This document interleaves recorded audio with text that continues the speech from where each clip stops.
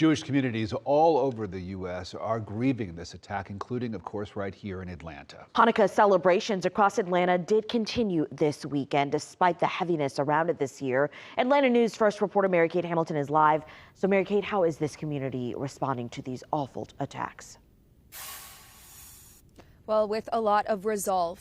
For one, community members tell us they are horrified, they're in shock, they're of course grieving, but that they won't let this attack stop them from being proud in their faith and from celebrating the 8 nights of Hanukkah. Last night, members of the Jewish community across Atlanta came together to celebrate the first night of Hanukkah, and they celebrated with joy and with caution. The Atlanta Jewish Foundation and the Jewish Federation of Greater Atlanta released a joint statement over the weekend.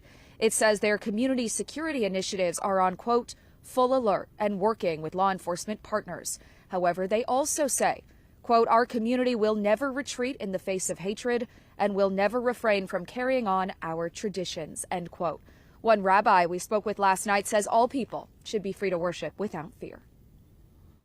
Every person has to know, and Jew and non-Jew alike, whenever you have an opportunity to help that freedom, you should stand up for it. And you should stand up against hate, stand up against terror, stand up against evil, because it's not just for one denomination or one religion, it's for the entire world. We all deserve and are entitled to have that freedom to live the way we want to live.